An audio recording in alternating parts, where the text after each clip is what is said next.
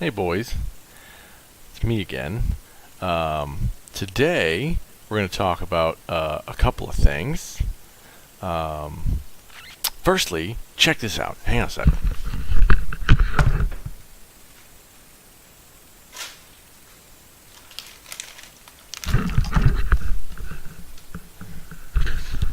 Okay, so as I believe I have mentioned before, in the Netherlands they have an obsession with black licorice. You can find it everywhere. It comes in like a bunch of different types. You have soft licorice, and you have hard licorice, and you have sweet licorice, and you have salty licorice, and you have this like honey flavored licorice, and you have a bunch of other stuff in between. I'll bet I haven't even discovered yet.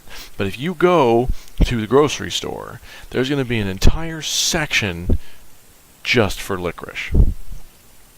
And since I am unfamiliar with most of it, every time I go to the grocery store, I buy a different kind.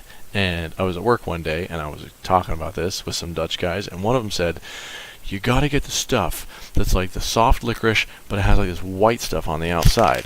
And I found it. Here it is.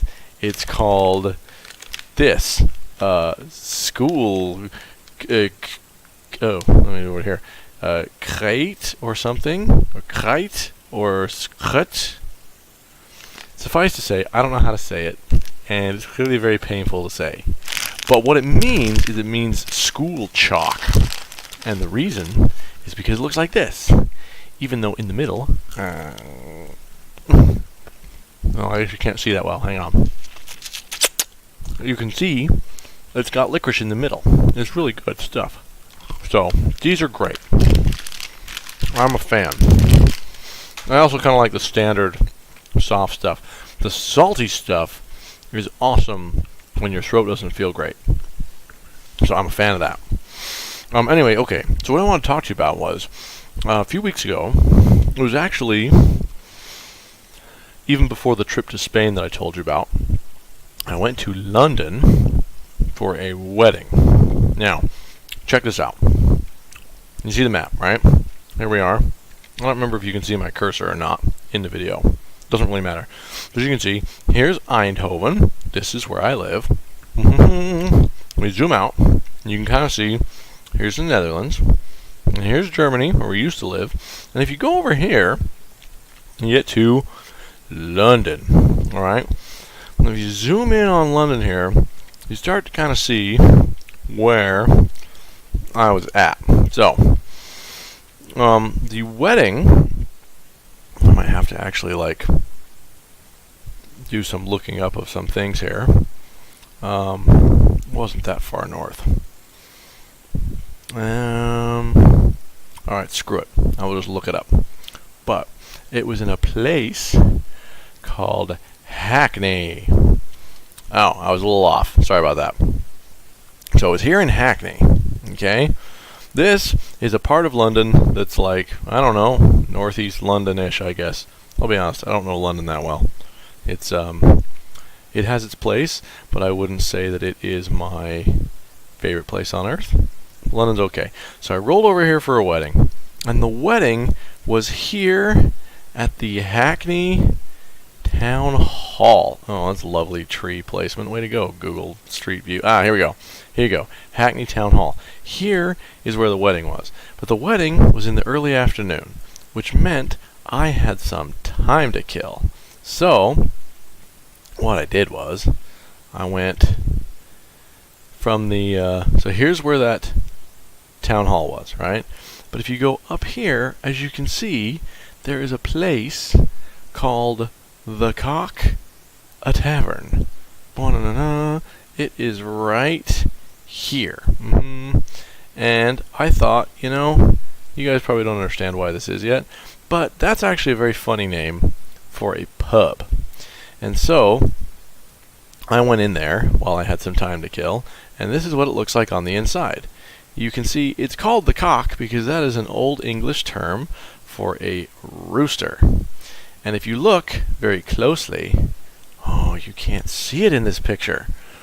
But normally, right here kind of in the middle, like kind of where you can see that desk fan, when I was there, that's where they had an actual stuffed rooster there. And this was great. You could get actual ale that they pull from the cask. And you may not appreciate this, but, yet, because you guys are really young.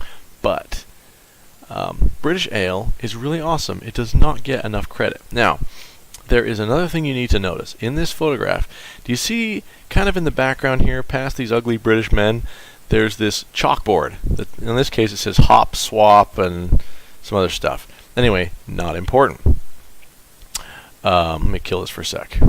So, when I went in there, that chalkboard said pickled egg something, and then it had a list of names, and next to those names there were some times. And so I said to the bartender, I said, hey, what is with that leaderboard? And he said, oh, it's very simple.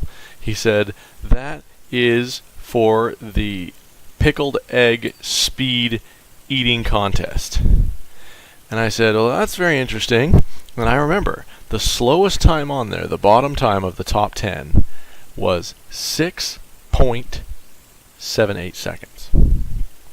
And I said, that's almost 7 seconds. That seems like plenty of time to put an egg down. And the guy's like, well, you'd say that, but it turns out that's actually an exceptional time.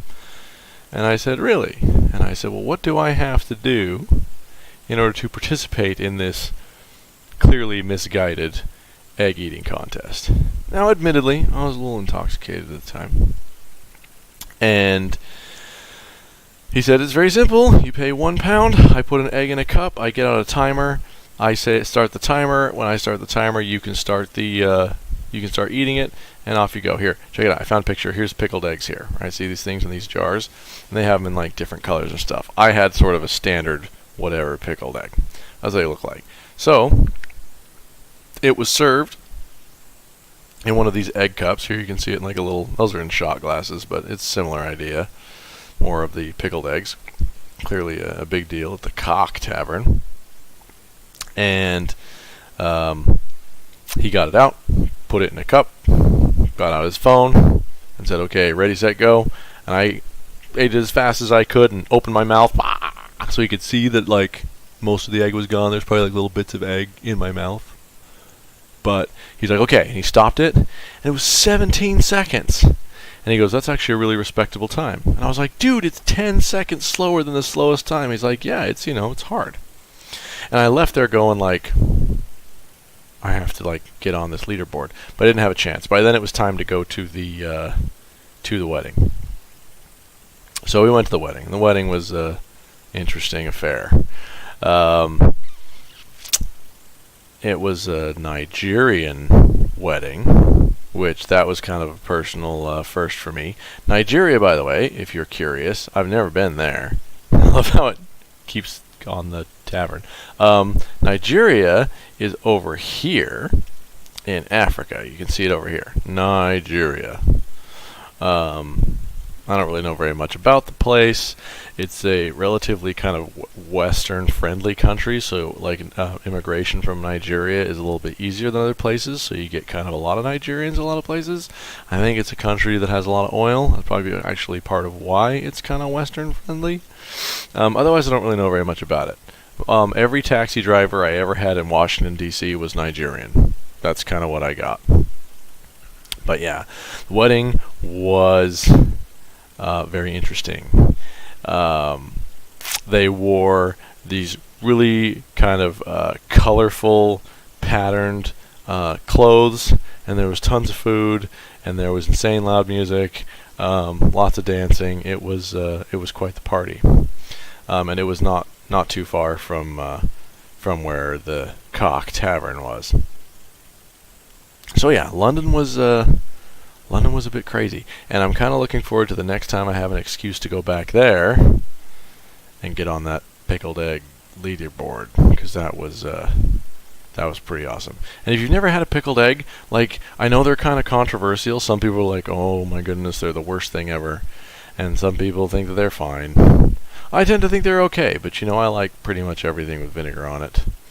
And I think they go really well with the kind of beer they serve there. So I think it was a wise choice on their part. So anyway, when you're a little bit older, when you have a chance, swing through London and visit the Cock. This is totally worth it.